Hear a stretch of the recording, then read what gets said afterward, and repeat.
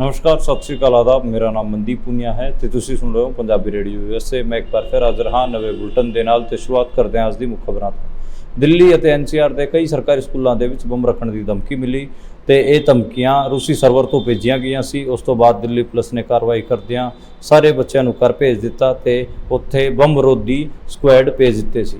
Bomb ਰੱਖੇ ਜਾਣ ਦੀ ਖਬਰ ਤੋਂ ਬਾਅਦ ਆਮ ਆਦਮੀ ਪਾਰਟੀ ਅਤੇ ਕਾਂਗਰਸ ਪਾਰਟੀ ਨੇ बीजेपी ਤੇ ਸੀਰੀਅਸ ਸਵਾਲ ਖੜੇ ਕੀਤੇ ਨੇ। ਕਿਹਾ ਕਿ ਇਹਨਾਂ ਇਲੈਕਸ਼ਨਾਂ 'ਚ ਬੰਬ ਰੱਖਣ ਵਾਲੀ ਖਬਰ ਤੋਂ ਬਾਅਦ ਕਿਹਨੂੰ ਫਾਇਦਾ ਹੋ ਰਿਹਾ ਹੈ ਤੇ ਇਹ ਧਮਕੀਆਂ ਉਹੀ ਪਾਰਟੀ ਦਵਾ ਰਹੀ ਹੈ। ਜਨਰਲ ਲੋਕ ਸਭਾ ਚੋਣਾਂ ਦੇ 2 ਰਾਊਂਡ ਪੂਰੇ ਹੋ ਚੁੱਕੇ ਨੇ। ਉਸ ਤੋਂ ਬਾਅਦ ਕੱਲ ECI election commission of India ਨੇ ਫਾਈਨਲ ਡੇਟਾ ਵੋਟਿੰਗ ਦਾ ਜਾਰੀ ਕੀਤਾ ਹੈ। ਉਸ ਤੋਂ ਬਾਅਦ ਇੱਕ ਨਵਾਂ ਵਿਵਾਦ ਖੜਾ ਹੋ ਗਿਆ ਹੈ। ਵਿਪਕਸ਼ੀ ਪਾਰਟੀਆਂ ਇਹ ਕਹਿ ਰਹੀਆਂ ਨੇ ਕਿ 2 ਚਰਨਾਂ ਦਾ ਇੰਨੇ ਦਿਨਾਂ ਬਾਅਦ ਡਾਟਾ ਦੇਣਾ ਕਿਤੇ ਨਾ ਕਿਤੇ ਇਹ ਦਿਖਾਉਂਦਾ ਹੈ ਕਿ ECI ਕੁਝ ਗਾਲਮੇਲ ਕਰਨ ਦੀ ਕੋਸ਼ਿਸ਼ ਕਰ ਰਹੀ ਹੈ। ਲੋਕ ਸਭਾ ਚੋਣਾਂ ਦੇ ਵਿੱਚ ਆਪਣੇ ਪ੍ਰਚਾਰ ਨੂੰ ਲੈ ਕੇ BJP ਪਾਰਟੀ ਨੇ ਦੂਜੇ ਮੁਲਕਾਂ ਤੋਂ ਅੱਡ-ਅੱਡ ਪੋਲੀਟੀਕਲ ਪਾਰਟੀਆਂ ਨੂੰ ਨਿਯੁਕਤਾ ਭੇਜਿਆ ਹੈ। ਉਹਨਾਂ 'ਚ ਰੂਸ ਦੀ ਪੁਰਤੀਨ ਵਾਲੀ ਪਾਰਟੀ ਅਤੇ ਸ੍ਰੀਲੰਕਾ ਤੋਂ ਪਾਰਟੀ ਸ਼ਾਮਿਲ ਹੋਊਗੀ। ਇੱਦਾਂ ਹੀ ਸ਼ੇਖ ਹਸੀਨਾ ਦੀ ਬੰਗਲਾਦੇਸ਼ ਤੋਂ ਪਾਰਟੀ ਵੀ BJP ਦੇ ਪ੍ਰਚਾਰ ਨੂੰ ਦੇਖਣ ਵਾਸਤੇ ਇੰਡੀਆ ਆਊਗੀ। ਕੋਰੋਨਾ ਵਾਇਰਸ ਦੀ ਦਵਾਈ ਬਣਾਉਣ ਵਾਲੀ ਕੋਵਿਸ਼ੀਲਡ ਕੰਪਨੀ ਦਾ UK ਦੇ ਇੱਕ ਹਾਈ ਕੋਰਟ ਦੇ ਵਿੱਚ ਖੁਲਾਸਾ ਹੋਣ ਤੋਂ ਬਾਅਦ ਅਖਿਲੇਸ਼ ਯਾਦਵ ਨੇ ਨਰਿੰਦਰ ਮੋਦੀ ਅਤੇ BJP ਤੇ ਨਿਸ਼ਾਨਾ ਸਾਧਿਆ ਹੈ। ਉਹਨਾਂ ਨੇ ਕਿਹਾ ਹੈ ਕਿ BJP ਵਾਲਿਆਂ ਨੇ 80 ਕਰੋੜ ਲੋਕਾਂ ਨੂੰ 2-2 ਡੋਜ਼ਾਂ ਕੋਵਿਸ਼ੀਲਡ ਦੀਆਂ ਲਵਾਈਆਂ ਸੀ ਤੇ ਕੋਵਿਸ਼ੀਲਡ ਬਣਾਉਣ ਵਾਲੀ ਕੰਪਨੀ ਨੇ ਇਹ ਖੁਲਾਸਾ ਕੀਤਾ ਹੈ ਕਿ ਉਹਨਾਂ ਦੀ ਦਵਾਈ ਕਰਕੇ ਬ੍ਰੇਨ ਸਟ੍ਰੋਕ ਅਤੇ ਹਾਰਟ ਅਟੈਕ ਦੀਆਂ ਸਮੱਸਿਆਵਾਂ ਆ ਰਹੀਆਂ ਹਨ ਤੇ ਇਹਨਾਂ ਨੇ 80 ਕਰੋੜ ਲੋਕਾਂ ਦਾ ਜੀਵਨ ਖਤਰੇ 'ਚ ਪਾਤਾ ਹੈ। मध्य प्रदेश 'ਚ ਇੱਕ ਵਾਰ ਫਿਰ ਕਾਂਗਰਸੀਆਂ ਦੀ ਵੱਡੀ ਖੇਪ BJP ਪਾਰਟੀ 'ਚ ਸ਼ਾਮਿਲ ਹੋ ਗਈ ਹੈ। ਉਸ ਤੋਂ ਬਾਅਦ ਲਗਾਤਾਰ ਸੋਸ਼ਲ ਮੀਡੀਆ ਤੇ ਇਹ ਲਿਖਿਆ ਜਾ ਰਿਹਾ ਹੈ ਕਿ ਮੱਧ ਪ੍ਰਦੇਸ਼ ਕਾਂਗਰਸ ਕਦੇ ਖਾਲੀ ਨਾ ਹੋ ਜਾਵੇ। ਇਹ ਸੀਗੀਆਂ ਅੱਜ ਦੀਆਂ ਮੁੱਖ ਖਬਰਾਂ। ਹੁਣ ਕਰਦੇ ਹਾਂ ਆਪਾਂ ਇਹਨਾਂ ਖਬਰਾਂ ਦਾ ਵਿਸ਼ਲੇਸ਼ਣ ਤੇ ਸ਼ੁਰੂਆਤ ਕਰਦੇ ਹਾਂ ਸਭ ਤੋਂ ਪਹਿਲੀ ਖਬਰ ਤੋਂ, ਜਿਹੜੇ ਕਿ ਆਪਾਂ ਨੂੰ ਪਤਾ ਹੈ ਕਿ ਹੈਗੀ ਆ ਕੋਵਿਸ਼ੀਲਡ ਵਾਲੀ ਵੈਕਸੀਨੇਸ਼ਨ ਤੇ ਕੋਵਿਸ਼ੀਲਡ ਤੇ UK ਦੇ ਇੱਕ ਹਾਈ ਕੋਰਟ ਦੇ ਵਿੱਚ ਵੱਡਾ ਖੁਲਾਸਾ ਹੋਇਆ ਸੀਗਾ, ਜਿਹਦੇ 'ਚ ਇਹ ਦੱਸਿਆ ਗਿਆ ਜਿਹੜੀ ਕੋਵਿਸ਼ੀਲਡ ਬਣਾਉਣ ਵਾਲੀ ਕੰਪਨੀ ਹੈ ਉਹਨੇ ਇਹ ਦੱਸਿਆ, ਐਸਟ੍ਰਾਜ਼ੇਨੇਕਾ, ਉਹਨੇ ਇਹ ਦੱਸਿਆ ਕਿ ਸਾਡੀ ਦਵਾਈ ਕਰਕੇ ਬੰਦਿਆਂ ਨੂੰ ਬ੍ਰੇਨ ਸਟ੍ਰੋਕ ਦੀ ਦਿੱਕਤ ਆ ਰਹੀ ਹੈ, ਬਲੱਡ ਕਲੋਟਿੰਗ ਦੀ ਦਿੱਕਤ ਆ ਰਹੀ ਤੇ ਹਾਰਟ ਅਟੈਕ ਦੀ ਦਿੱਕਤ ਆ ਰਹੀ ਹੈ। ਉੱਥੇ 50 ਬੰਦਿਆਂ ਨੇ ਜਿਨ੍ਹਾਂ ਦੇ ਪਰਿਜਨ ਜਾਂ ਪੈਰੈਂਟਸ ਜਾਂ ਫਿਰ ਬੱਚੇ ਡੈਥ ਹੋ ਗਈ ਸੀ ਕਿ ਕੋਵਿਸ਼ੀਲਡ ਵੈਕਸੀਨ ਕਰਕੇ। ਉਹਨਾਂ ਨੇ UK ਹਾਈ ਕੋਰਟ ਦੇ ਵਿੱਚ ਇਹ ਕੇਸ ਦਾਖਲ ਕੀਤਾ ਸੀਗਾ।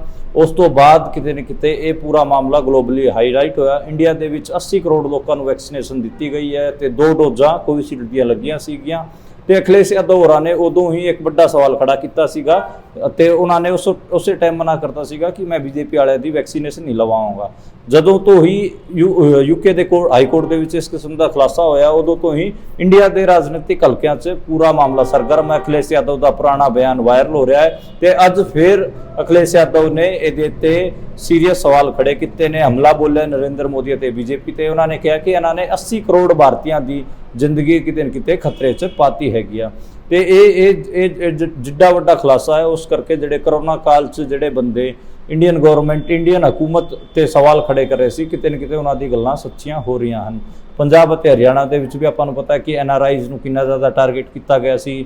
NRIs ਨੂੰ ਤਾਂ ਇੱਕਦਮ ਵਿਲਨ ਬਣਾਤਾ ਸੀਗਾ ਕਿ ਇਹ ਲੈ ਕੇ ਆਏ ਨੇ ਕਰੋਨਾ ਹਰਿਆਣਾ ਪੰਜਾਬ ਦੇ ਵਿੱਚ। ਤੇ ਹੁਣ ਦੇਖੋ ਜਿਹੜਾ ਵੈਕਸੀਨੇਸ਼ਨ ਉਸ ਟਾਈਮ ਇਹਨਾਂ ਨੇ ਕੀਤਾ ਇੰਡੀਅਨ ਗਵਰਨਮੈਂਟ ਨੇ, ਉਸ ਦੇ ਬਾਰੇ ਜਿਹੜੇ ਉਹ ਕੋਵਿਸ਼ੀਲਡ ਬਣਾਉਣ ਵਾਲੀ ਕੰਪਨੀ ਹੈ ਖੁਦ ਉਹ ਐਕਸੈਪਟ ਕਰੀ ਹੈ ਕਿ ਸਾਡੇ ਜਿਹੜੀ ਵੈਕਸੀਨੇਸ਼ਨ ਹੈ ਉਹਦੇ 'ਚ ਕੁਝ ਦਿੱਕਤ ਹੈ। ਪਰ ਅੱਜ ਦੇ ਤੁਸੀਂ ਅਖਬਾਰ ਚੱਕ ਕੇ ਦੇਖੋ, ਇੰਡੀਆ ਦੇ ਦੈਨਿਕ ਭਾਸਕਰ, ਜਿੰਨੇ ਵੀ ਹਿੰਦੀ ਅਖਬਾਰ ਹੈਗੇ ਸਾਰਿਆਂ ਨੇ ਇਸ ਕਿਸਮ ਦੇ ਦਾਅਵੇ ਕੀਤੇ ਹੈਗੇ ਕਿ ਜਿਹੜੀ ਕੰਪਲਿਕੇਸ਼ਨਸ ਹੈਗੀਆਂ ਕੋਵਿਸ਼ੀਲਡ ਦੀਆਂ ਉਹ 10 ਲੱਖ ਲੋਕਾਂ ਦੇ ਵਿੱਚ ਇੱਕ ਅੱਧੇ ਦੇ ਅੰਦਰ ਹੀ ਹੁੰਦੀ ਹੈ, ਸਾਰੇ ਬੰਦਿਆਂ ਦੇ ਵਿੱਚ ਨਹੀਂ ਹੁੰਦੀ। ਤੇ ਉਹਨਾਂ ਨੇ ਇੱਦਾਂ ਦੇ ਬਹੁਤ ਸਾਰੇ ਡਾਕਟਰਾਂ ਦੇ ਕੋਟ ਲਾਏ ਹਨ ਤੇ ਉਹ ਸਾਰੇ ਕੋਟ ਕੋਵਿਸ਼ੀਲਡ ਦੇ ਪੋਜ਼ੀਟਿਵ ਹਨ ਕਿ ਕਿਸੇ ਨੂੰ ਕੋਈ ਦਿੱਕਤ ਨਹੀਂ ਹੁੰਦੀ, ਇੱਦਾਂ ਡਰੋ ਨਾ, ਇਹ ਪੈਨਿਕ ਕ੍ਰੀਏਟ ਨਾ ਕਰੋ, ਇਸ ਕਿਸਮ ਦੀਆਂ ਚੀਜ਼ਾਂ ਹੈਗੀਆਂ। ਹਾਲਾਂਕਿ ਬਹੁਤ ਸਾਰੇ ਲੋਕਾਂ ਨੇ ਤਾਂ ਉਸੇ ਟਾਈਮ ਇਹਨੂੰ ਰਜਿਸਟਰ ਕੀਤਾ ਸੀਗਾ, ਪਰ ਇੰਡੀਅਨ ਹਕੂਮਤ ਨੇ ਜਿਹੜੀ ਵੈਕਸੀਨੇਸ਼ਨ ਹੈ ਉਹਦਾ ਸਰਟੀਫਿਕੇਟ ਕਿਤੇ ਨਾ ਕਿਤੇ ਕੰਪਲਸਰੀ ਕਰਤਾ ਸੀਗਾ, ਚਾਹੇ ਫਲਾਈਟ ਵਾਸਤੇ, ਪਾਸਪੋਰਟ ਵਾਸਤੇ ਜਾਂ ਫਿਰ ਕਿਤੇ ਤੁਸੀਂ ਜੇ ਪਬਲਿਕ ਪਲੇਸਿਸ ਤੇ ਵੀ ਉਸ ਟਾਈਮ ਜਾਂਦੇ ਸੀਗੇ ਤੇ ਤੁਹਾਡਾ ਕੋਵਿਸ਼ੀਲਡ ਦਾ ਇੰਜੈਕਸ਼ਨ, ਵੈਕਸੀਨੇਸ਼ਨ ਦਾ ਇੰਜੈਕਸ਼ਨ ਲੱਗਿਆ ਹੋਣਾ ਚਾਹੀਦਾ ਸੀਗਾ। ਤੇ ਐਡੇ ਜ਼ਿਆਦਾ ਜਿਹੜੇ ਸਖਤ ਰੂਲ ਹੈਗੇ ਆ ਉਹ ਇੰਡੀਅਨ ਗਵਰਨਮੈਂਟ ਨੇ, ਇੰਡੀਅਨ ਹਕੂਮਤ ਨੇ ਕਰਤੇ ਸੀਗੇ। ਉਸ ਤੋਂ ਅਗਲੀ ਵੱਡੀ ਖਬਰ ਦੀ ਗੱਲ ਕਰੀਏ ਤਾਂ ਉਹ ਦਿੱਲੀ ਦੇ ਸਕੂਲਾਂ ਦੇ ਵਿੱਚ ਬੰਬ ਰੱਖਣ ਵਾਲੀ ਖਬਰ ਹੈਗੀ ਆ। ਖਾਸੀ ਡਰਾਵਨੀ ਸੀਗੀ, ਲੋਕ ਡਰ ਗਏ ਸੀਗੇ। ਦਿੱਲੀ ਅਤੇ NCR ਦੇ ਬਹੁਤ ਸਾਰੇ ਸਕੂਲਾਂ ਦੇ ਵਿੱਚ ਇਹ ਧਮਕੀ ਮਿਲੀ ਕਿ ਅਸੀਂ ਜਿਹੜੇ ਬੰਬ ਹੈਗੇ ਉਹ ਪਲਾਂਟ ਕੀਤੇ ਹੈਗੇ ਦਿੱਲੀ ਅਤੇ NCR ਦੇ ਸਕੂਲਾਂ ਦੇ ਵਿੱਚ। 100 ਸਕੂਲਾਂ ਦੇ ਵਿੱਚ ਇਹ ਧਮਕੀ ਮਿਲੀ ਸੀਗੀ ਤੇ ਰੂਸੀ ਸਰਵਰ ਤੋਂ ਇਹ ਧਮਕੀ ਭੇਜੀ ਗਈ ਸੀਗੀ। ਉਸ ਤੋਂ ਬਾਅਦ ਕਿਤੇ ਨਾ ਕਿਤੇ ਦਿੱਲੀ ਪੁਲਿਸ ਅਲਰਟ ਹੋਈ। ਦਿੱਲੀ ਪੁਲਿਸ ਨੇ ਉਹਨਾਂ ਸਾਰੇ ਸਕੂਲਾਂ ਦੇ ਜਿਹੜੇ ਸਕੂਲਾਂ ਦੇ ਨਾਂ ਉਸ ਲਿਸਟ 'ਚ ਮੈਂਸ਼ਨ ਸੀਗੇ ਉੱਥੇ ਜਾ ਕੇ ਉਹਨਾਂ ਨੇ ਬੱਚਿਆਂ ਨੂੰ ਬਾਹਰ ਕੱਢਿਆ ਤੇ ਉਹਨਾਂ ਨੂੰ ਘਰ ਭੇਜ ਦਿੱਤਾ। ਤੇ ਉਸ ਤੋਂ ਬਾਅਦ ਉਹ ਜਿਹੜਾ ਬੋਮ ਨੂੰ ਡਿਫਿਊਜ਼ ਕਰਨ ਵਾਲਾ ਪੂਰਾ ਸਕੁਐਡ ਹੁੰਦਾ ਉਹ ਸਕਰੀय ਹੋਇਆ, ਪਰ ਹਜੇ ਤੱਕ ਕੋਈ ਵੀ ਜਿਹੜਾ ਬੰਬ ਹੈ ਉਹ ਰੱਖਣ ਦੀ ਕੋਈ ਵੀ ਖਬਰ ਨਹੀਂ ਮਿਲੀ ਹੈ। ਤੇ ਇਹ ਜਿਹੜਾ ਈਮੇਲ ਸੀਗਾ ਉਹ ਰੂਸੀ ਸਰਵਰ ਤੋਂ ਭੇਜਿਆ ਗਿਆ ਤੇ ਕਿਤੇ ਨਾ ਕਿਤੇ ਜਿਹੜਾ ਪੈਨਿਕ ਹੈ ਪੇਰੈਂਟਸ ਦੇ ਵਿੱਚ ਉਹ ਖਾਸਾ ਕ੍ਰੀਏਟ ਹੋ ਗਿਆ ਸੀਗਾ ਦਿੱਲੀ ਅਤੇ NCR ਦੇ ਵਿੱਚ। ਤੇ ਇੱਕ ਟੈਰਰਾਈਜ਼ ਮਾਹੌਲ ਦਿੱਲੀ NCR ਦੇ ਵਿੱਚ ਬਣਾਉਣ ਦੀ ਕੋਸ਼ਿਸ਼ ਅੱਜ ਕੀਤੀ ਗਈ ਹੈ। ਉਸ ਤੋਂ ਬਾਅਦ ਜਿਹੜੇ ਵਿਪਕਸ਼ੀ ਪਾਰਟੀਆਂ ਹੈਗੀਆਂ, ਆਮ ਆਦਮੀ ਪਾਰਟੀ ਹੋਵੇ ਜਾਂ ਕਾਂਗਰਸ ਹੋਵੇ, ਉਹਨਾਂ ਨੇ BJP ਤੇ ਹਮਲਾ ਬੋਲਦਿਆਂ ਇਹ ਕਿਹਾ ਕਿ ਇਹ ਜਿਹੜਾ ਟੈਰਰਾਈਜ਼ਿੰਗ ਮਾਹੌਲ ਬਣਾਇਆ ਜਾ ਰਿਹਾ ਹੈ ਇਹਦੀ ਵੀ ਤੁਸੀਂ ਕਰੋਨੋਲੋਜੀ ਸਮਝੋ। ਜਿਹੜੇ BJP ਦੇ ਪ੍ਰਵਕਤਾ ਸੀ ਹੈਗੇ ਆ ਤੇਜਿੰਦਰਪਾਲ ਬੱਗਾ, ਉਹਨਾਂ ਨੇ ਇੱਕ ਟਵੀਟ ਪਾਇਆ ਸੀਗਾ ਜਿਹਦੇ 'ਚ ਉਹਨਾਂ ਨੇ ਬੰਬ ਧਮਾਕਿਆਂ ਬਾਰੇ ਜ਼ਿਕਰ ਕੀਤਾ ਸੀਗਾ ਕਿ ਜੇ ਤੁਸੀਂ ਬੰਬ ਧਮਾਕਿਆਂ ਤੋਂ ਛੁਟਕਾਰਾ ਚਾਹੁੰਦੇ ਹੋ ਤਾਂ ਕਾਂਗਰਸ ਪਾਰਟੀ ਨੂੰ ਵੋਟ ਨਾ ਦਿਓ। ਤੇ ਉਸ ਤੋਂ ਬਾਅਦ ਇਹ ਤੁਰੰਤ ਇਹ ਜਿਹੜਾ ਖਬਰ ਹੈਗੀ ਹੈ, ਇਹ ਜਿਹੜੀ ਖਬਰ ਹੈ ਇਹ ਆਈ ਹੈ ਜਿਹਦੇ 'ਚ ਦਿੱਲੀ NCR ਦੇ ਸਕੂਲਾਂ ਦੇ ਵਿੱਚ ਬੰਬ ਰੱਖਣ ਦੀ ਖਬਰ ਸੀਗੀ। ਉਸ ਤੋਂ ਬਾਅਦ ਇੱਕ ਪੈਨਿਕ ਕ੍ਰੀਏਟ ਹੋਇਆ। ਇਸ ਖਬਰ ਤੇ ਬਾਅਦ ਲਗਾਤਾਰ ਤੇਜਿੰਦਰਪਾਲ ਬੱਗਾ ਤੇ ਆਮ ਆਦਮੀ ਪਾਰਟੀ ਕਾਂਗਰਸ ਲਗਾਤਾਰ ਹਮਲਾ ਹੋ ਰਹੀ ਹੈ ਕਿਉਂਕਿ ਤੇਜਿੰਦਰਪਾਲ ਬੱਗਾ ਦਾ ਜਿਹੜਾ ਟਵੀਟ ਸੀਗਾ ਉਹ ਖਾਸਾ ਡਰਾਉਣਾ ਸੀਗਾ ਤੇ BJP ਇਸ ਮਾਮਲੇ ਤੇ ਟਾਰਗੇਟ ਤੇ ਆ ਗਈ ਹੈ। ਕਾਂਗਰਸ ਪਾਰਟੀ ਦੇ ਬਹੁਤ ਸਾਰੇ ਆਗੂਆਂ ਨੇ ਮੈਨੂੰ ਦੱਸਿਆ ਅਤੇ ਕਿਹਾ ਕਿ ਇਹ ਜਿਹੜਾ ਪੂਰਾ ਨੈਸ਼ਨਲਿਜ਼ਮ ਵਾਲਾ ਮਾਹੌਲ ਬਣਾਉਣਾ ਚਾਹੁੰਦੇ ਨੇ। ਦੇਖੋ ਕਿ ਨੇਸ਼ਨ ਨੂੰ ਜਿਹੜਾ ਮੁਲਕ ਹੈਗਾ ਉਹਦੀ ਸਿਕਿਉਰਿਟੀ ਨੂੰ ਕੋਈ ਖਤਰਾ ਹੈ ਤੇ ਉਸ ਮਾਮਲੇ ਤੇ ਕਿਤੇ ਨਾ ਕਿਤੇ ਤੁਸੀਂ ਨਰਿੰਦਰ ਮੋਦੀ ਨੂੰ ਵੋਟਾਂ ਪਾਓ ਤਾਂ ਕਿ ਉਹ ਮੁਲਕ ਨੂੰ ਸੁਰੱਖਿਅਤ ਰੱਖ ਸਕਣ। ਜੇ ਕਾਂਗਰਸ ਆਊਗੀ ਤੇ ਇੱਥੇ ਬਹੁਤ ਸਾਰੇ ਬੰਬ ਬਲਾਸਟ ਹੋਣਗੇ, ਬੰਬ ਧਮਾਕੇ ਹੋਣਗੇ ਤੇ ਇਸ ਕਿਸਮ ਦਾ ਮਾਹੌਲ ਕਿਤੇ ਨਾ ਕਿਤੇ BJP ਬਣਾਉਣ ਦੀ ਕੋਸ਼ਿਸ਼ ਕਰ ਰਹੀ ਹੈ। ਉਹ ਇਸ ਕਰਕੇ ਕਿਉਂਕਿ ਜਿਹੜੇ 2 ਫੇਜ਼ ਹੋਏ ਨੇ ਉਹਨਾਂ 'ਚ ਜਿਹੜੇ VOTING % ਡਿੱਗਿਆ ਇਹਨਾਂ ਦਾ, ਇਸ ਕਰਕੇ ਇਹਨਾਂ ਦਾ ਮੋਰਲ ਡਾਊਨ ਹੈ ਤੇ ਇਹ ਇਸ ਕਿਸਮ ਦੇ ਮੁੱਦੇ ਚੁੱਕ ਰਹੇ ਨੇ ਜਿਵੇਂ ਹਿੰਦੂ ਮੁਸਲਮਾਨ ਵਾਲਾ ਹੋ ਗਿਆ ਜਾਂ ਬੰਬ ਬਲਾਸਟ ਵਾਲਾ ਹੋ ਗਿਆ ਤਾਂ ਕਿ ਕਿਤੇ ਨਾ ਕਿਤੇ ਕਾਂਗਰਸ ਨੂੰ ਵਿਲਨ ਦਿਖਾ ਕੇ ਅਤੇ ਨਰਿੰਦਰ ਮੋਦੀ ਨੂੰ ਇੱਕ ਨੈਸ਼ਨਲ ਸਿਕਿਉਰਿਟੀ ਦਾ ਹੀਰੋ ਦਿਖਾ ਕੇ ਲੋਕਾਂ ਦੀਆਂ ਵੋਟਾਂ ਹਾਸਲ ਕੀਤੀਆਂ ਜਾ ਸਕਣ। ਇਹ ਜਿਹੜਾ ਨੈਰੇਟਿਵ ਹੈਗਾ ਇਹ ਵੀ ਕਾਂਗਰਸ ਅਤੇ ਆਮ ਆਦਮੀ ਪਾਰਟੀ ਨੇ ਪੁਸ਼ ਕਰਨ ਦੀ ਕੋਸ਼ਿਸ਼ ਕੀਤੀ ਹੈਗੀ। ਉਸ ਤੋਂ ਅਗਲੀ ਖਬਰ ਦੀ ਗੱਲ ਕਰੀਏ ਤਾਂ ਕੱਲ ECI election commission of India ਨੇ ਜਿਹੜੇ ਪਹਿਲਾ 2 ਰਾਊਂਡ ਹੋਏ ਹੈ ਜਨਰਲ ਇਲੈਕਸ਼ਨਸ ਦੇ ਉਹਨਾਂ ਦੇ ਡਾਟਾ ਰਿਲੀਜ਼ ਕੀਤੇ ਨੇ, ਫਾਈਨਲ ਡਾਟਾ ਰਿਲੀਜ਼ ਕੀਤੇ ਨੇ ਤੇ ਉਹਨਾਂ ਨੇ ਦੱਸਿਆ ਕਿ 66% ਦੇ ਨੇੜੇ ਤੇੜੇ ਟੋਟਲ VOTING ਹੋਈ ਹੈ। ਉਸ ਤੋਂ ਬਾਅਦ ਜਿਹੜੇ ਵਿਪਕਸ਼ ਦੇ ਆਗੂ ਹੈਗੇ ਉਹਨਾਂ ਨੇ ਲਗਾਤਾਰ ਇਸ ਲਿਸਟ ਤੇ ਹਮਲਾ ਬੋਲਣਾ ਸ਼ੁਰੂ ਕਰਤਾ ਹੈ। ਉਹਨਾਂ ਨੇ ਇਹ ਕਿਹਾ ਕਿ ECI ਨੇ ਇਹ ਨਹੀਂ ਦੱਸਿਆ ਕਿ ਟੋਟਲ ਨੰਬਰ ਆਫ ਵੋਟਰਸ ਕਿੰਨੇ ਹੈਗੇ ਆ ਤੇ ਉਹਨਾਂ ਨੇ ਸਿਰਫ 1% ਦੱਸਤਾ ਹੈਗਾ।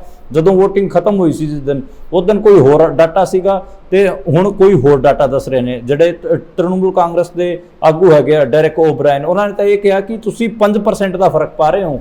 ਜਦੋਂ ਤੁਸੀਂ ਫਾਈਨਲ VOTING ਹੋਈ ਸੀ ਸੈਕੰਡ ਰਾਊਂਡ ਦੀ ਫਸਟ ਵੇਜ ਦੀ ਫਾਈਨਲ VOTING ਹੋਣ ਤੋਂ ਬਾਅਦ ਇੱਕ ਡਾਟਾ ਦਿੱਤਾ ਸੀਗਾ ਉਹਦੇ 'ਚ ਤਾਂ ਇਸ ਡਾਟਾ 'ਚ 5% ਦਾ ਫਰਕ ਹੈ ਤੇ 5% ਬਹੁਤ ਵੱਡਾ ਨੰਬਰ ਹੁੰਦਾ ਇੰਡੀਅਨ ਇਲੈਕਟੋਰਲ ਸਿਸਟਮ ਦੇ ਵਿੱਚ। ਜੇ ਤੁਸੀਂ 5% ਦਾ ਫਰਕ ਪਾ ਰਹੇ ਹੋ ਇਸ ਦਾ ਮਤਲਬ ਹੈ ਤੁਸੀਂ ਵੋਟਾਂ ਦਾ ਹੇਰ-ਫੇਰ ਕਰੋਗੇ। ਤੁਸੀਂ ਟੋਟਲ ਨੰਬਰ ਆਫ VOTING ਵੀ ਨਹੀਂ ਦੱਸੀ ਹੈ ਕਿ ਕਿੰਨੀ ਟੋਟਲ ਨੰਬਰ ਆਫ VOTING ਹੋਈ ਹੈ। ਇਸ ਕਰਕੇ ਜਿਹੜਾ ECI ਹੈਗਾ ਇਲੈਕਸ਼ਨ ਕਮਿਸ਼ਨ ਆਫ ਇੰਡੀਆ ਹੈਗਾ ਉਹ ਦੁਬਾਰੇ ਤੋਂ ਵਿਵਾਦਾਂ 'ਚ ਗਿਰਦਾ ਨਜ਼ਰ ਆ ਰਿਹਾ ਤੇ ਉਹਦੀ ਕ੍ਰੈਡੀਬਿਲਿਟੀ ਦੇ ਲੋਕ ਸੀਰੀਅਸਲੀ ਸਵਾਲ ਖੜੇ ਕਰ ਰਹੇ ਨੇ। ਤੇ ਇਸ ਤੇ ਯੋਗੇਂਦਰ ਯਾਦਵ ਨੇ ਇਹ ਕਿਹਾ ਹੈ ਕਿ ਜੇ ਤੁਸੀਂ ਆਪਣੀ ਕ੍ਰੈਡੀਬਿਲਿਟੀ ਨੂੰ ਮੇਨਟੇਨ ਰੱਖਣਾ ਚਾਹੁੰਦੇ ਹੋ, ECI ਆਪਣੇ ਕ੍ਰੈਡੀਬਿਲਿਟੀ ਨੂੰ ਮੇਨਟੇਨ ਰੱਖਣਾ ਚਾਹੁੰਦਾ ਹੈ ਤੇ ਉਹ ਜਿਹੜੇ ਅਗਲੇ ਜਿਹੜੇ ਬਚੇ ਹੋਏ 5 ਰਾਊਂਡ ਹੈਗੇ ਆ ਉਹਨਾਂ ਦੀ VOTING ਹੋਣ ਤੋਂ ਤੁਰੰਤ ਬਾਅਦ ECI ਨੂੰ ਜਿਹੜਾ ਸਟੀਕ ਡਾਟਾ ਹੈਗਾ, ਆંકੜੇ ਹੈਗੇ ਆ, ਸਟੀਕ ਆંકੜੇ ਹੈਗੇ ਉਹ ਜਾਰੀ ਕਰਨੇ ਚਾਹੀਦੇ ਤਾਂ ਕਿ ਲੋਕਾਂ ਦੇ ਮਨ 'ਚ ਕੋਈ ਵੀ ਕਿਸੇ ਵੀ ਕਿਸਮ ਦਾ ਵਹਿਮ ਨਾ ਹੋਵੇ ਜਾਂ ਉਹਨਾਂ ਨੂੰ ਕੋਈ ਭੁਲੇਖਾ ਨਾ ਲੱਗੇ, ਉਹਨਾਂ ਨੂੰ ECI ਤੇ ਕੋਈ ਕ੍ਰੈਡੀਬਿਲਿਟੀ ਵਾਲਾ ਕੁਐਸਚਨ ਉਹਨਾਂ ਦੇ ਮਨ 'ਚ ਨਾ ਖੜਿਆ ਹੋਵੇ। ਉਸ ਤੋਂ ਜਿਹੜੀ ਅਗਲੀ ਖਬਰ ਦੀ ਆਪਾਂ ਗੱਲ ਕਰੀਏ ਉਹ ਮੱਧ ਪ੍ਰਦੇਸ਼ ਤੋਂ ਆਈ। ਮੱਧ ਪ੍ਰਦੇਸ਼ ਦਾ ਜਿਹੜਾ ਕਾਂਗਰਸ ਪਾਰਟੀ ਦਾ ਇੱਕ ਵੱਡਾ ਚੰਗ ਹੈਗਾ ਅੱਜ ਫੇਰ BJP ਵੱਲ ਜਾ ਮਿਲਿਆ ਤੇ ਉਹ ਹੋਇਆ ਮੁਰੈਨਾ ਜਿਹੜੀ ਕਿ ਭਾਰਤ ਦੇ ਖੇਤੀਬਾੜੀ ਮੰਤਰੀ ਸੀਗੇ ਪਿਛਲੀ ਸਰਕਾਰ 'ਚ ਨਰਿੰਦਰ ਤੋਮਰ, ਜਿਹੜੇ ਕਿ ਕਿਸਾਨ ਅੰਦੋਲਨ ਜਦੋਂ ਚੱਲਦਾ ਸੀਗਾ ਤੇ ਖੇਤੀਬਾੜੀ ਮੰਤਰੀ ਨਰਿੰਦਰ ਤੋਮਰ ਹੀ ਕਿਸਾਨਾਂ ਨਾਲ ਗੱਲ ਕਰਨ ਆਉਂਦੇ ਸੀਗੇ ਤੇ ਉਹਨਾਂ ਦੀ ਲੋਕ ਸਭਾ ਸੀਟ ਹੈਗੀ ਮੁਰੈਨਾ ਤੇ ਉੱਥੋਂ ਹਾਲਾਂਕਿ ਉਹਨਾਂ ਦਾ ਟਿਕਟ ਕੱਟਤਾ ਗਿਆ ਹੈ। ਇਸ ਵਾਰ ਉਹਨਾਂ ਨੂੰ ਮੱਧ ਪ੍ਰਦੇਸ਼ ਦੀ ਵਿਧਾਨ ਸਭਾ ਦਾ ਅਧਿਕਸ਼ ਬਣਾਤਾ ਹੈਗਾ ਤੇ ਉੱਥੋਂ ਚੋਣ ਨਹੀਂ ਲੜ ਰਹੇ ਲੇਕਿਨ ਉਹਨਾਂ ਦੀ ਸੀਟ ਤੇ ਉਹਨਾਂ ਦੇ ਕਿਤੇ ਨਾ ਕਿਤੇ ਉਹਨਾਂ ਦੀ ਕ੍ਰੈਡੀਬਿਲਿਟੀ ਤੇ ਕੁਐਸਚਨ ਮਾਰਕ ਲੱਗਿਆ ਹੋਇਆ ਕਿ ਤੈਨੂੰ ਮੰਤਰੀ ਬਣਾਇਆ ਸੀਗਾ ਕਿ ਤੇ ਸਾਡੀ ਸੀਟ ਹਾਰਨੀ ਨਹੀਂ ਚਾਹੀਦੀ। ਇਸ ਕਰਕੇ ਉਹਨਾਂ ਨੇ ਕਾਂਗਰਸ ਦੇ ਬਹੁਤ ਸਾਰੇ ਲੀਡਰਾਂ ਤੇ ਉੱਥੇ FIR ਪੁਰਾਣੀ FIR ਖਲਵਾਤੀਆਂ, ਪੁਰਾਣੇ ਮਾਮਲੇ ਖਲਵਾਤੇ ਤੇ ਉਹਨਾਂ ਨੂੰ BJP 'ਚ ਜੁਆਇਨ ਕਰਵਾ ਲਿਆ। ਇਸੇ ਕਿਸਮ ਦਾ ਮਾਮਲਾ ਇੰਦੌਰ 'ਚ ਵੀ ਆਇਆ ਸੀਗਾ। ਇੰਦੌਰ ਬਾਰੇ ਅਸੀਂ ਦੱਸਿਆ ਸੀਗਾ, ਜਿਹੜਾ ਅਕਸ਼ੇ ਕਾਂਤੀ ਬੰਬ ਸੀਗਾ ਉਹਦੇ ਜਿਹੜਾ ਇੱਕ 17 ਸਾਲ ਪੁਰਾਣਾ ਮਾਮਲਾ ਸੀਗਾ ਤੇ 17 ਸਾਲ ਪੁਰਾਣੇ ਮਾਮਲੇ ਦੇ ਵਿੱਚ ਉਹਨਾਂ ਨੇ 302 ਦੀ ਇੱਕ ਧਾਰਾ ਜੋੜਤੀ। ਉਸ ਤੋਂ ਬਾਅਦ ਹੀ ਉਹ ਇੰਦੌਰ ਤੋਂ ਕਾਂਗਰਸ ਦਾ ਕੈਂਡੀਡੇਟ ਸੀਗਾ, ਉਹ ਆਪਣਾ ਪਰਚਾ ਛੱਡ ਕੇ ਪਰਚੇ ਨੂੰ ਵਾਪਸ ਲੈ ਕੇ ਉਹ BJP 'ਚ ਜਾ ਰਲਿਆ ਸੀਗਾ। ਸੂਰਤ ਦੇ ਵਿੱਚ ਵੀ ਹੋਇਆ, ਜਿਹੜਾ ਕਾਂਗਰਸ ਦਾ ਇੱਕ ਪ੍ਰਤਿਆਸ਼ੀ ਸੀਗਾ ਤੇ ਉਹਦਾ ਨੋਮੀਨੇਸ਼ਨ ਕੈਂਸਲ ਕਰ ਦਿੱਤਾ ਗਿਆ ਸੀਗਾ ਤੇ ਉਹ ਬਾਅਦ 'ਚ BJP 'ਚ ਰਲ ਗਿਆ ਸੀਗਾ। ਇੱਦਾਂ ਹੀ ਖੁਜਰਾਓ ਦੇ ਵਿੱਚ ਹੋਇਆ। ਖੁਜਰਾਓ ਸੀਟ ਤੇ ਜਿਹੜਾ ਸਮਾਜਵਾਦੀ ਪਾਰਟੀ ਦਾ ਕੈਂਡੀਡੇਟ ਸੀਗਾ ਉਹਦਾ ਪਰਚਾ BJP ਵਾਲਿਆਂ ਨੇ ਖਾਰਿਜ ਕਰਵਾਤਾ ਸੀਗਾ ਤੇ ਉਸ ਤੋਂ ਬਾਅਦ ਕਿਤੇ ਨਾ ਕਿਤੇ ਇਲੈਕਸ਼ਨ ਕਮਿਸ਼ਨ ਤੇ ਸੀਰੀਅਸ ਸਵਾਲ ਵੀ ਖੜੇ ਹੋਏ ਨੇ, ਕ੍ਰੈਡੀਬਿਲਿਟੀ ਦਾ ਕੁਐਸਚਨ ਵੀ ਬਣਿਆ ਕਿ ਜਿਹੜੀ BJP ਇਸ ਟਾਈਮ ਕਰ ਰਹੀ ਹੈ, ਲੋਕਾਂ ਤੇ ਮੁਕੱਦਮੇ, ਪੁਰਾਣੇ ਮੁਕੱਦਮੇ ਖੋਲ ਰਹੀ ਹੈ ਤੇ ਉਹਨਾਂ ਨੂੰ BJP 'ਚ ਜੁਆਇਨ ਕਰਵਾ ਰਹੀ ਹੈ ਤੇ ਕਈ ਸਾਰੇ ਲੋਕਾਂ ਦੇ ਇਹਨਾਂ ਨੇ ਪਰਚੇ ਵੀ ਪੁਰਾਣੇ ਪਰਚੇ ਖਲਵਾ ਕੇ BJP 'ਚ ਜੁਆਇਨ ਵੀ ਕਰਵਾਏ ਨੇ ਤੇ ਇਹ ਕਿਤੇ ਨਾ ਕਿਤੇ ਸੀਰੀਅਸ ਕੁਐਸਚਨ ਮਾਰਕ ਖੜਾ ਕਰਦਾ ਹੈ। ਜਿਹੜੀ ਉਸ ਤੋਂ ਅਗਲੀ ਖਬਰ ਦੀ ਆਪਾਂ ਗੱਲ ਕਰੀਏ ਉਹ ਆਈ ਹੈ ਹਰਿਆਣੇ ਤੋਂ। ਹਰਿਆਣੇ ਦੇ ਵਿੱਚ ਇਲੈਕਸ਼ਨ ਦਾ ਪੂਰਾ ਮਾਹੌਲ ਬਣ ਗਿਆ ਹੈ ਤੇ ਇਲੈਕਸ਼ਨ ਹਰਿਆਣਾ ਦੇ ਵਿੱਚ ਜਿਹੜਾ 6th ਫੇਜ਼ ਦੇ ਰਾਊਂਡ ਦੇ ਵਿੱਚ VOTING ਹੋਊਗੀ ਤੇ 7ਵੇਂ ਫੇਜ਼ 'ਚ 7th ਫੇਜ਼ 'ਚ ਪੰਜਾਬ 'ਚ VOTING ਹੋਊਗੀ। ਪੰਜਾਬ 'ਚ 1 ਜੂਨ ਨੂੰ VOTING ਹੈ, ਹਰਿਆਣੇ ਦੇ ਵਿੱਚ 25 ਮਈ ਨੂੰ VOTING ਹੈ ਤੇ ਹਰਿਆਣੇ ਦੇ ਵਿੱਚ ਆਪਾਂ ਨੂੰ ਪਤਾ ਹੈ ਕਿ BJP ਵਾਲਿਆਂ ਦਾ ਖਾਸਾ ਵੱਡਾ ਵਿਰੋਧ ਹੋ ਰਿਹਾ ਹੈ। ਕੱਲ ਵੀ ਮਨੋਹਰ ਲਾਲ ਖੱਟਰ ਦਾ ਭਾਰੀ ਵਿਰੋਧ ਹੋਇਆ ਸੀਗਾ। ਉਹਨਾਂ ਨੂੰ ਉਹਨਾਂ ਦੇ ਜਿਹੜੀ ਕਨਸਟੀਟੂਐਂਸੀ ਹੈ ਕਰਨਾਲ, ਜਿੱਥੋਂ ਉਹ ਸੰਸਦੀ ਦਾ ਚੋਣ ਲੜ ਰਹੇ ਨੇ, ਉੱਥੇ ਪਿੰਡ ਵਾਲਿਆਂ ਨੇ ਆਪਣੇ ਪਿੰਡਾਂ 'ਚ ਨਹੀਂ ਵੜਨ ਦਿੱਤਾ ਸੀਗਾ। ਕਾਲੇ ਝੰਡੇ ਉਹਨਾਂ ਨੂੰ ਦਿਖਾਏ ਗਏ। ਇਸ ਤੋਂ ਇਲਾਵਾ BJP ਦੇ ਹੋਰ ਵੀ ਆਗੂ ਹਨ, ਜਿਹੜਾ ਕਿ ਤਵਰ ਹੋ ਗਿਆ, ਅਸ਼ੋਕ ਤਵਰ ਹੋ ਗਿਆ, ਜਾਂ ਫਿਰ ਰਣਜੀਤ ਚੌਟਾਲਾ ਜਿਹੜਾ ਹਿਸਾਰ ਤੋਂ ਚੋਣ ਲੜ ਰਿਹਾ BJP ਦੀ ਟਿਕਟ ਤੇ, ਅਰਵਿੰਦ ਸ਼ਰਮਾ ਰੋਹਤਕ ਤੋਂ ਚੋਣ ਲੜ ਰਿਹਾ ਹੈ, ਮੋਹਨ ਲਾਲ ਬਡੋਲੀ ਸੋਨੀਪਤ ਤੋਂ ਚੋਣ ਲੜ ਰਿਹਾ ਹੈ। ਇਹਨਾਂ ਸਾਰਿਆਂ ਨੂੰ ਕਿਤੇ ਨਾ ਕਿਤੇ ਇੱਥੋਂ ਦੇ ਜਿਹੜੇ ਲੋਕ ਹੈਗੇ ਆ, ਹਰਿਆਣੇ ਦੇ ਜਿਹੜੇ ਕਿਸਾਨ ਹੈਗੇ ਆ, ਉਹ ਕਾਲੇ ਝੰਡੇ ਦਿਖਾ ਰਹੇ ਨੇ ਤੇ ਪਿੰਡਾਂ 'ਚ ਵੜਦੇ ਹੀ ਸ਼ੁਭਕਰਨ ਦੀ ਮੌਤ ਦਾ ਸਵਾਲ ਪੁੱਛ ਰਹੇ ਨੇ, MSP ਦੇ ਗਰੰਟੀ ਕਾਨੂੰਨ ਦਾ ਸਵਾਲ ਪੁੱਛ ਰਹੇ ਨੇ ਤੇ ਇਹ ਕਹਿ ਰਹੇ ਨੇ ਕਿ ਤੁਸੀਂ ਇਲੈਕਸ਼ਨਾਂ ਦੇ ਵਿੱਚ ਪਿੰਡਾਂ 'ਚ ਕਿਉਂ ਆ ਰਹੇ ਹੋ ਜਦੋਂ ਪਿੰਡਾਂ ਵਾਲਿਆਂ ਨੂੰ ਤੁਸੀਂ ਦਿੱਲੀ ਨਹੀਂ ਜਾਣ ਦਿੰਦੇ। ਸਾਡੇ ਕਿਸਾਨ ਹੈਗੇ ਆ, ਉਹ ਖਨੌਰੀ ਬਾਰਡਰ ਤੇ ਸ਼ੰਭੂ ਬਾਰਡਰ ਤੇ ਬੈਠੇ ਨੇ। ਤੁਸੀਂ 13 ਫਰਵਰੀ ਨੂੰ ਕਿੰਨੇ ਜ਼ਿਆਦਾ ਬੰਬ ਉਹਨਾਂ ਤੇ ਸੁੱਟੇ ਸੀਗੇ ਤੇ ਇਸ ਚੀਜ਼ ਦਾ ਤੁਸੀਂ ਸਾਨੂੰ ਹਿਸਾਬ ਦਿਓ। ਇਸ ਕਰਕੇ ਜਿਹੜਾ BJP ਹੈਗੇ ਉਹਨੂੰ ਹਰਿਆਣਾ ਦੇ ਵਿੱਚ ਖਾਸਾ ਔਖਾ ਹੋ ਰਿਹਾ ਹੈ। हरियाणा ਦੇ ਵਿੱਚ ਟੋਟਲ 10 ਲੋਕ ਸਭਾ ਦੀਆਂ ਸੀਟਾਂ ਹੈ। ਕਾਂਗਰਸ ਨੇ ਵੀ ਫਾਈਨਲੀ ਆਪਣੇ ਕੈਂਡੀਡੇਟ ਅਨਾਉਂਸ ਕਰ ਦਿੱਤੇ ਹਨ ਤੇ 10 ਦੀ 10 ਲੋਕ ਸਭਾ ਸੀਟਾਂ ਤੇ ਉਹਨਾਂ ਨੇ ਆਪਣਾ ਇੱਕ ਆਖਰੀ ਕੈਂਡੀਡੇਟ ਬਚਦਾ ਸੀਗਾ ਗੁੜਗਾਉਂ ਤੋਂ ਉਹਨਾਂ ਨੇ ਰਾਜ ਬੱਬਰ, ਜਿਹੜਾ ਫਿਲਮ ਅਭਿਨੇਤਾ ਹੈਗਾ, ਪੰਜਾਬੀ ਫਿਲਮਾਂ ਦੇ ਵਿੱਚ ਕੰਮ ਕਰ ਚੁੱਕਿਆ ਹੈ, ਬਾਲੀਵੁੱਡ ਦੇ ਵਿੱਚ ਵੀ ਕੰਮ ਕਰ ਚੁੱਕਿਆ ਹੈ, ਪੁਰਾਣਾ ਸਮਾਜਵਾਦੀ ਨੇਤਾ ਹੈਗਾ, ਆਗੂ ਹੈਗਾ, ਜਿਹੜਾ ਪੋਲਿਟਿਕਸ ਦੇ ਵਿੱਚ 1980 ਤੋਂ ਬਾਅਦ ਹੀ ਸਕਰੀय ਹੋ ਗਿਆ ਸੀਗਾ ਤੇ ਕਈ ਵਾਰ MP ਵੀ ਰਹਿ ਚੁੱਕਿਆ ਹੈ ਤੇ ਉਹਨੂੰ ਗੁੜਗਾਉਂ ਤੋਂ ਟਿਕਟ ਦਿੱਤੀ ਗਈ ਹੈ ਤੇ ਮੈਨੂੰ ਲੱਗਦਾ ਕਿ ਕਾਂਗਰਸ ਉੱਥੇ ਫਾਈਟ 'ਚ ਆ ਗਈ ਹੈ ਕਿਉਂਕਿ ਉੱਥੇ ਮੇਊਬਹੁਲ ਇਲਾਕਾ ਵੀ ਉਸ ਏਰੀਆ ਦਾ ਵੋਟਰ ਹੈਗਾ ਤੇ ਮੇਵਾਤ ਦੀ ਵੋਟਿੰਗ ਕਰਕੇ ਵੋਟਾਂ ਕਰਕੇ ਜਿਹੜਾ ਰਾਜ ਬੱਬਰ ਹੈਗਾ ਉਹ ਇੱਕ ਵਧੀਆ ਫਾਈਟ ਦੇ ਵਿੱਚ ਆ ਗਿਆ ਹੈ ਤੇ ਵਧੀਆ ਫਾਈਟ ਉਹ ਗੁੜਗਾਉਂ ਤੋਂ BJP ਨੂੰ ਦਊਗਾ। ਜਿਹੜਾ ਆਪਾਂ ਗੱਲ ਕਰੀਏ ਫਰੀਦਾਬਾਦ ਵਾਲੀ ਸੀਟ, ਫਰੀਦਾਬਾਦ ਅਤੇ ਗੁੜਗਾਉਂ ਦੀ ਸੀਟ ਨੂੰ ਇਹ ਮੰਨਿਆ ਜਾ ਰਿਹਾ ਸੀਗਾ ਕਿ BJP ਉੱਥੋਂ ਆਰਾਮ ਨਾਲ ਜਿੱਤ ਜੂਗੀ। ਉਹਦਾ ਰੀਜ਼ਨ ਇਹ ਹੈ ਕਿ ਉੱਥੇ ਸ਼ਹਿਰੀ ਵੋਟਿੰਗ ਬਹੁਤ ਜ਼ਿਆਦਾ ਹੈ ਤੇ ਉੱਥੇ ਜੱਟਾਂ ਦੀ ਪਾਪੂਲੇਸ਼ਨ ਬਿਲਕੁਲ ਵੀ ਨਹੀਂ ਹੈ, ਬਹੁਤ ਘੱਟ ਗਿਣਤੀ 'ਚ ਹੈਗੀ ਆ। ਪਰ ਜਿਹੜਾ ਫਰੀਦਾਬਾਦ ਤੋਂ ਕਾਂਗਰਸ ਨੇ ਟਿਕਟ ਦਿੱਤਾ ਉਹ ਵੀ ਸਟਰੋਂਗ ਕੈਂਡੀਡੇਟ ਹੈ, ਮਹਿੰਦਰ ਪ੍ਰਤਾਪ, ਉਹ ਗੁੱਜਰ ਬਰਾਦਰੀ ਤੋਂ ਆਉਂਦਾ ਹੈ ਤੇ ਉਹ ਵੀ ਵਧੀਆ ਫਾਈਟ ਦੇਊਗਾ। ਗੁੜਗਾਉਂ ਤੋਂ ਰਾਜ ਬੱਬਰ ਵੀ ਵਧੀਆ ਫਾਈਟ ਦੇਊਗਾ। ਰੋਹਤਕ ਤੋਂ ਭੁਪਿੰਦਰ ਹੁੱਡਾ ਨੇ ਆਪਣੇ ਮੁੰਡੇ ਦਪਿੰਦਰ ਹੁੱਡਾ ਨੂੰ ਦੁਬਾਰੇ ਚੋਣ ਲੜਾਇਆ। ਪਿਛਲੀ ਵਾਰ ਦਪਿੰਦਰ ਹੁੱਡਾ ਕੁਝ ਹਜ਼ਾਰ ਵੋਟਾਂ ਨਾਲ ਚੋਣ ਹਾਰ ਗਿਆ ਸੀਗਾ, ਧੱਕੇ ਨਾਲ ਉਹਨੂੰ ਚੋਣ ਹਰਾਇਆ ਗਿਆ ਸੀਗਾ, ਪਰ ਇਸ ਵਾਰ ਲੱਗ ਰਿਹਾ ਕਿ ਦਪਿੰਦਰ ਹੁੱਡਾ ਉੱਥੋਂ ਚੋਣ ਕੱਢ ਦੂਗਾ ਤੇ ਉੱਥੋਂ ਕਾਂਗਰਸ ਜਿੱਤ ਰਹੂਗੀ। ਰੋਹਤਕ ਜਿਹੜੇ ਕਿ ਜਾਟਾਂ ਦੀ ਇੱਕ ਸੈਂਟਰਲ ਸੀਟ ਹੈਗੀ ਆ ਤੇ ਉੱਥੇ ਜਾਟ ਖਾਸੇ ਡੋਮੀਨੇਟ ਕਰਦੇ ਨੇ ਤੇ ਦੇਖਣਾ ਹੋਊਗਾ ਉਸ ਸੀਟ ਤੇ ਦਪਿੰਦਰ ਹੁੱਡਾ ਕਿੰਨੇ ਮਾਰਜਨ ਨਾਲ ਨਿਕਲਣਗੇ। ਕਿਤੇ ਨਾ ਕਿਤੇ ਉਹ ਸੀਟ ਸੇਫ ਹੈਗੀ ਆ। ਇੱਦਾਂ ਹੀ ਸੋਨੀਪਤ ਸੀਟ ਵੀ ਸੇਫ ਹੈਗੀ ਆ, ਸਤਪਾਲ ਬ੍ਰਹਮਚਾਰੀ ਨੂੰ ਟਿਕਟ ਦਿੱਤੀ ਗਈ ਹੈ ਸੋਨੀਪਤ ਤੋਂ ਤੇ ਉਹ ਵੀ ਜਾਟ ਡੋਮੀਨੇਟਡ ਏਰੀਆ ਹੈਗਾ।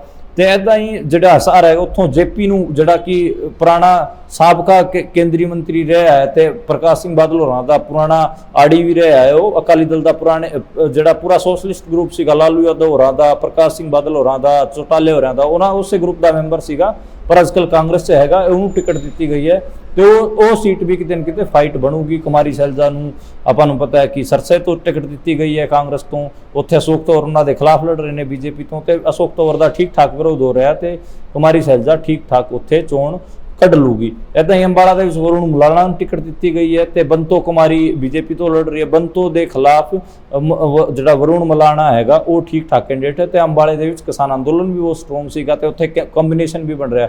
ਦਰਅਸਲ ਅੰਬਾਲਾ ਦੀ ਸੀਟ ਦੇ ਵਿੱਚ ਜਿਹੜਾ ਯਮੁਨਾਨਗਰ ਦਾ ਡਿਸਟ੍ਰਿਕਟ ਵੀ ਪੈਂਦਾ, ਪੰਚਕੂਲੇ ਦਾ ਡਿਸਟ੍ਰਿਕਟ ਵੀ ਪੈਂਦਾ ਹੈ ਤੇ ਯਮੁਨਾਨਗਰ ਦੇ ਵਿੱਚ ਆਪਾਂ ਨੂੰ ਪਤਾ ਹੈ ਕਿ ਮੁਸਲਮਾਨ ਗੁੱਜਰ ਹੈਗੇ ਆ ਤੇ ਪੰਚਕੂਲੇ ਤੇ ਅੰਬਾਲਾ ਦੇ ਵਿੱਚ ਜਾਟ ਅਤੇ ਜਿਹੜੇ ਸਿੱਖ ਜੱਟ ਹੈਗੇ ਆ, ਸਿੱਖ ਪਾਪੂਲੇਸ਼ਨ ਹੈਗੀ ਉਹ ਠੀਕ ਠਾਕ ਹੈਗੀ ਆ। ਇਸੇ ਕਰਕੇ ਵਰੁਣ ਮੁਲਾਣਾ ਨੂੰ ਕਿਸਾਨ ਅੰਦੋਲਨ ਦੀ ਅਤੇ ਜਿਹੜਾ CNRC ਅੰਦੋਲਨ ਦਾ ਇੱਕ ਪੂਰਾ ਐਜ ਹੈਗੀ ਆ ਤੇ ਉਹਨੂੰ ਇੱਕ ਬੜਤ ਉੱਥੋਂ ਅੰਬਾਲੇ ਤੋਂ ਮਿਲੂਗੀ। ਕੁਰੂਕਸ਼ੇਤਰ ਆਮ ਆਦਮੀ ਪਾਰਟੀ ਦਾ ਕੈਂਡੀਡੇਟ ਹੈਗਾ, ਕਾਂਗਰਸ ਉਹਨੂੰ ਸਪੋਰਟ ਕਰ ਰਹੀ ਹੈ।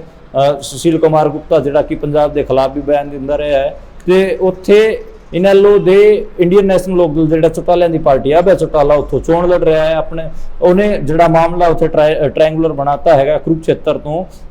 ਨਵੀਨ ਜਿੰਦਲ ਜਿਹੜੇ ਕਿ ਬੀਜੇਪੀ 'ਚ ਚਲੇ ਗਏ, ਪਹਿਲਾਂ ਕਾਂਗਰਸ ਪਾਰਟੀ ਦੇ MP ਸੀਗੇ, ਬਾਅਦ 'ਚ ਉਹ ਬੀਜੇਪੀ 'ਚ ਰਲ ਗਏ। ਵੱਡੇ ਜਿੰਦਲ ਕੰਪਨੀ ਦੇ ਵੱਡੇ ਮਾਲਕ ਹੈਗੇ ਤੇ ਉਹਨਾਂ ਦੀ ਮਾਤਾ ਸਵਿਤਰੀ ਜਿੰਦਲ ਮੁਲਕ ਦੀ ਸਭ ਤੋਂ ਅਮੀਰ ਮਹਿਲਾ ਹੈ ਤੇ ਉਹਨਾਂ ਦਾ ਪੁੱਤਰ ਨਵੀਨ ਜਿੰਦਲ ਕੁਰੂਕਸ਼ੇਤਰ ਤੋਂ ਚੋਣ ਲੜ ਰਿਹਾ। ਉਹਦੀ ਸਥਿਤੀ ਵੀ ਠੀਕ ਹੈ ਪਰ ਉੱਥੇ ਕਿਤੇ ਨਾ ਕਿਤੇ ਮਾਮਲਾ ਟ੍ਰਾਇੰਗੂਲਰ ਹੈ। ਕਈ ਬੰਦੇ ਤਾਂ ਇਹ ਵੀ ਕਹਿ ਰਹੇ ਨੇ ਕਿਤੇ ਨਾ ਕਿਤੇ ਨਵੀਨ ਜਿੰਦਲ ਅਤੇ ਸੁਸ਼ੀਲ ਗੁਪਤਾ ਦੇ ਵਿਚਕਾਲੇ ਅਭੈ ਚੌਟਾਲਾ ਵੀ ਉੱਥੋਂ ਜੇਤੂ ਸਾਬਤ ਹੋ ਸਕਦੇ ਹਨ। ਅਭੈ ਚੌਟਾਲਾ ਨੇ ਕਿਸਾਨ ਅੰਦੋਲਨ ਦੌਰਾਨ ਆਪਣੇ ਵਿਧਾਇਕੀ ਤੋਂ ਇਸਤੀਫਾ ਦੇ ਦਿੱਤਾ ਸੀਗਾ ਤੇ ਉਹ ਕਿਤੇ ਨਾ ਕਿਤੇ ਉਸ ਤੋਂ ਬਾਅਦ ਦੁਬਾਰੇ ਐਲਾਨਾਬਾਦ ਤੋਂ ਵਿਧਾਇਕ ਚੁਣੇ ਗਏ ਸੀ। ਅਭੈ ਚੌਟਾਲਾ ਨੇ ਖੁੱਲ੍ਹ ਕੇ ਕਿਸਾਨ ਅੰਦੋਲਨ ਦੀ ਮਦਦ ਵੀ ਕੀਤੀ ਸੀਗੀ। ਜੇ ਆਪਾਂ ਗੱਲ ਕਰੀਏ ਕਰਨਾਲ ਦੀ, ਕਰਨਾਲ ਤੋਂ ਮਨੋਹਰ ਲਾਲ ਖੱਟਰ ਬੀਜੇਪੀ ਦੀ ਸੀਟ ਤੇ ਚੋਣ ਲੜ ਰਹੇ ਨੇ। ਉੱਥੇ ਵੀ ਉਹਨਾਂ ਨੂੰ ਮੁਸ਼ਕਲ ਹੋਊਗੀ ਤੇ ਪਾਣੀਪਤ ਤੇ ਕਰਨਾਲ ਦੋ ਜ਼ਿਲ੍ਹੇ ਇਕੱਠੇ ਇੱਕ ਲੋਕ ਸਭਾ ਸੀਟ ਬਣਾਉਂਦੇ ਨੇ ਤੇ ਕਰਨਾਲ ਲੋਕ ਸਭਾ ਸੀਟ ਉਹਨੂੰ ਕਿਹਾ ਜਾਂਦਾ ਹੈ। ਕਾਂਗਰਸ ਨੇ ਦਿਵਿਆਂਸ਼ੂ ਬੁੱਧੀ ਰਾਜਾ ਨੂੰ ਟਿਕਟ ਦਿੱਤੀ ਹੈ ਜਿਹੜਾ ਕਿ NSUI ਦਾ ਲੀਡਰ ਹੁੰਦਾ ਸੀਗਾ ਪੰਜਾਬ ਯੂਨੀਵਰਸਿਟੀ ਦੇ ਵਿੱਚ ਤੇ 2016-17 ਦੇ ਵਿੱਚ ਉਹ ਜਿੱਤਿਆ ਵੀ ਸੀਗਾ ਤੇ ਉੱਥੇ ਪ੍ਰੈਜ਼ੀਡੈਂਟ ਰਿਹਾ ਪੰਜਾਬ ਯੂਨੀਵਰਸਿਟੀ ਦੇ ਵਿੱਚ। ਕੈਂਡੀਡੇਟ ਠੀਕ ਹੈ ਪਰ ਮੈਨੂੰ ਕਿਤੇ ਨਾ ਕਿਤੇ ਲੱਗਦਾ ਹੈਗਾ ਕਿ ਮਨੋਹਰ ਲਾਲ ਖੱਟਰ ਨੂੰ ਇੱਕ ਹਲਕੀ ਜਿਹੀ ਹੈ ਤੇ ਕਈ ਲੋਕ ਇਹ ਵੀ ਸਵਾਲ ਕਰ ਰਹੇ ਨੇ ਕਿ ਇਹ ਸੀਟ ਕਿਤੇ ਨਾ ਕਿਤੇ ਭੁਪਿੰਦਰ ਹੁੱਡਾ ਨੇ ਮਨੋਹਰ ਲਾਲ ਖੱਟਰ ਨਾਲ ਸੈਟਿੰਗ ਕਰਕੇ ਕਾਂਗਰਸ ਦੇ ਇੱਕ ਹਲਕੇ ਕੈਂਡੀਡੇਟ ਨੂੰ ਦਵਾਈ। ਜੇ ਉੱਥੋਂ ਰੋਡ ਬਰਾਦਰੀ ਦਾ ਵਰਿੰਦਰ ਮਰਾਠਾ ਚੋਣ ਲੜਦਾ ਤਾਂ ਉਹ ਵਧੀਆ ਚੋਣ ਉੱਥੇ ਫਾਈਟ ਕਰ ਸਕਦਾ ਸੀਗਾ ਤੇ ਇਸ ਚੀਜ਼ ਤੇ ਲਗਾਤਾਰ ਸਵਾਲ ਖੜੇ ਹੋ ਰਹੇ ਹਨ। ਤੇ SR ਦੀ ਗੱਲ ਕਰੀਏ, ਰਣਜੀਤ ਚੌਟਾਲਾ ਬੀਜੇਪੀ ਦੀ ਟਿਕਟ ਤੋਂ ਚੋਣ ਲੜ ਰਹੇ ਨੇ ਤੇ JP ਜਿਹੜਾ ਜੈ ਪ੍ਰਕਾਸ਼ ਹੈਗਾ ਉਹ ਕਾਂਗਰਸ ਦੀ ਟਿਕਟ ਤੋਂ ਚੋਣ ਲੜ ਰਿਹਾ ਹੈ ਤੇ ਉੱਥੇ ਸੁਨੈਨਾ ਚੌਟਾਲਾ ਵੀ ਚੋਣ ਲੜ ਰਹੀ ਹੈ ਤੇ ਇੱਕ ਪਰਿਵਾਰ ਦੇ ਦੋ ਜਿਹੜਾ ਇਹ ਹੈ ਰਣਜੀਤ ਚੌਟਾਲਾ ਹੈਗਾ ਉਹਦਾ ਸੁਨੈਨਾ ਚੌਟਾਲਾ ਦਾ ਸਸੁਰ ਲੱਗਦਾ ਹੈਗਾ। ਯਾਨੀ ਕਿ ਜਿਹੜੀ ਸੁਨੈਨਾ ਚੌਟਾਲਾ ਰਵੀ ਚੌਟਾਲੇ ਦੇ ਵਿਆਹੀ ਹੋਈ ਹੈ ਤੇ ਰਵੀ ਚੌਟਾਲਾ ਦਾ ਤਾਇਆ ਰਣਜੀਤ ਚੌਟਾਲਾ ਲੱਗਦਾ ਹੈਗਾ ਤੇ ਆਪਣੇ ਤਾਇਆ ਸਸੁਰ ਦੇ ਖਿਲਾਫ ਉੱਥੇ ਸੁਨੈਨਾ ਚੌਟਾਲਾ ਚੋਣ ਲੜ ਰਹੀ ਹੈ ਪਰ ਉੱਥੇ ਕਿਤੇ ਨਾ ਕਿਤੇ JP ਅਤੇ ਰਣਜੀਤ ਚੌਟਾਲੇ ਦੇ ਵਿੱਚ ਹੀ ਫਾਈਟ ਹੈ।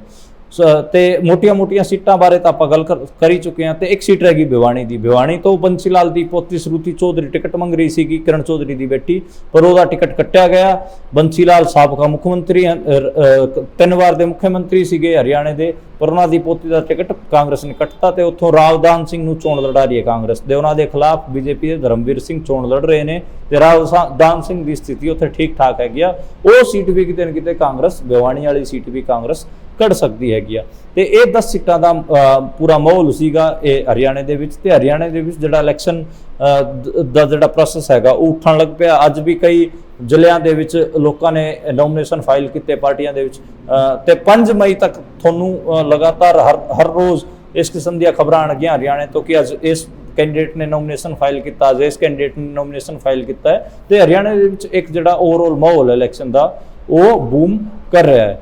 ਤੇ ਅੱਜ ਇੱਕ ਪੰਜਾਬ ਤੋਂ ਵੀ ਖਬਰ ਆਈ, ਪੰਜਾਬ ਦੇ ਵਿੱਚ ਕਾਂਗਰਸ ਦੇ ਦਲਵੀਰ ਸਿੰਘ ਗੋਲਡੀ ਖੰਗੂੜਾ ਨੇ ਕਾਂਗਰਸ ਛੱਡ ਕੇ ਆਮ ਆਦਮੀ ਪਾਰਟੀ ਜੁਆਇਨ ਕਰ ਲਈ ਹੈ। ਦਲਵੀਰ ਸਿੰਘ ਖੰਗੂੜਾ ਜਿਹਨੂੰ ਦਲਵੀਰ ਗੋਲਡੀ ਕਿਹਾ ਜਾਂਦਾ ਸੀਗਾ, ਉਹ ਪੰਜਾਬ ਯੂਨੀਵਰਸਿਟੀ ਦੇ ਪ੍ਰਧਾਨ ਰਹੇ ਸਾਲ 2006 ਦੇ ਵਿੱਚ ਤੇ ਉਸ ਤੋਂ ਬਾਅਦ ਉਹਨਾਂ ਨੇ ਲੰਬੇ ਸਮੇਂ ਤੱਕ ਕਾਂਗਰਸ ਦੀ ਰਾਜਨੀਤੀ ਕੀਤੀ। NSUI ਦੇ ਵਿੱਚ ਸੀਗੇ, ਫਿਰ ਯੂਥ ਕਾਂਗਰਸ ਗਏ, ਫਿਰ ਯੂਥ ਕਾਂਗਰਸ ਤੋਂ ਬਾਅਦ ਹੁਣ ਉਹਨਾਂ ਨੇ 2017 ਦੇ ਵਿੱਚ ਕਾਂਗਰਸ ਦੀ ਟਿਕਟ ਤੋਂ ਚੋਣ ਲੜਿਆ ਸੀਗਾ ਧੂਰੀ ਤੋਂ ਤੇ 2017 ਦੇ ਵਿੱਚ ਉਹ ਜੇਤੂ ਸਾਬਿਤ ਹੋਏ ਸੀਗੇ ਤੇ ਉੱਥੇ MLA ਰਹੇ।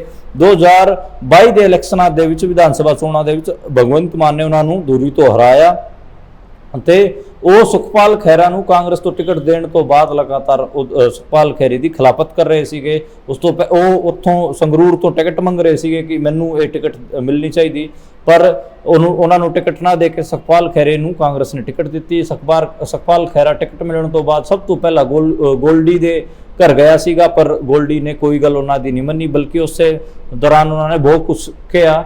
ਤੇ ਅੱਜ ਫਾਈਨਲੀ ਦਲਵੀਰ ਗੋਲਡੀ ਨੇ ਕਾਂਗਰਸ ਛੱਡ ਕੇ ਆਮ ਆਦਮੀ ਪਾਰਟੀ ਜੁਆਇਨ ਕਰ ਲਈ ਹੈ। ਚਲੋ ਇਹ ਤਾਂ ਹੋਇਆ ਕਿ ਉਹਨੇ ਉਹ ਜਿਹੜਾ ਬੀਜੇਪੀ ਦੇ ਵਿੱਚ ਨਹੀਂ ਗਿਆ, ਜਿਹੜੇ ਜੱਟ ਲੀਡਰਸ਼ਿਪ ਹੈਗੀ ਆ ਸਾਰੀ ਪੰਜਾਬ ਦੀ, ਉਹ ਕਿਤੇ ਨਾ ਕਿਤੇ ਬੀਜੇਪੀ ਦੇ ਵਿੱਚ ਜਾ ਰਹੀ ਹੈ। ਇਹ ਆਮ ਆਦਮੀ ਪਾਰਟੀ ਦੇ ਵਿੱਚ ਗਿਆ ਤੇ ਆਮ ਆਦਮੀ ਪਾਰਟੀ ਦੀ ਵੀ ਠੀਕ ਠਾਕ ਖਿਲਾਫਤ ਪੰਜਾਬ ਦੇ ਵਿੱਚ ਹੋ ਰਹੀ ਹੈ। ਤੁਸੀਂ ਵੀਡੀਓਜ਼ ਵੀ ਦੇਖਿਆ ਹੋਣਗੀਆਂ, ਭਗਵੰਤ ਮਾਨ ਦੇ ਖਿਲਾਫ ਵੀ ਜਿਹੜੇ ਕਿਸਾਨ ਹੈਗੇ ਉਹਨਾਂ ਦੇ ਵਿੱਚ ਰੋਸ ਹੈਗਾ ਤੇ ਭਗਵੰਤ ਮਾਨ ਦੇ ਖਿਲਾਫ ਕਈ ਧਰਨੇ ਮੁਜ਼ਾਹਰੇ ਕਿਸਾਨ ਕਰ ਚੁੱਕੇ ਨੇ। ਈਵਨ ਉਹ ਜਦੋਂ ਇਲੈਕਸ਼ਨ ਕੈਂਪੇਨਿੰਗ ਵਾਸਤੇ ਜਾ ਰਹੇ ਨੇ ਤੇ ਕਿਸਾਨ ਉਹਨਾਂ ਤੋਂ ਸ਼ੁਭ ਕਰਨ ਦੀ ਮੌਤ ਤੇ ਕਿਸਾਨਾਂ ਦੇ ਅੰਦੋਲਨ ਤੇ ਬਾੜ ਵਾਲਾ ਜਿਹੜਾ ਅੰਦੋਲਨ ਹੋਇਆ ਸੀਗਾ ਅਗਸਤ ਵਾਲਾ, ਉਹ ਯਾਦ ਕਰੋ, ਉਹਦੇ ਤੇ ਸੀਰੀਅਸ ਸਵਾਲ ਪੁੱਛ ਰਹੇ ਨੇ ਕਿ ਤੁਸੀਂ ਕਿਉਂ ਹਰਿਆਣਾ ਪਲਸ ਦੀ ਜਾਂ ਫਿਰ ਸੈਂਟਰਲ ਜਿਹੜੀ ਅਮਿਤ ਸ਼ਾਹ ਦੀ ਟੀਮ ਹੈਗੀ ਉਹਦੀ ਮਦਦ ਕਰ ਰਹੇ ਹੋ ਕਿਸਾਨਾਂ ਦੇ ਉਲਟ।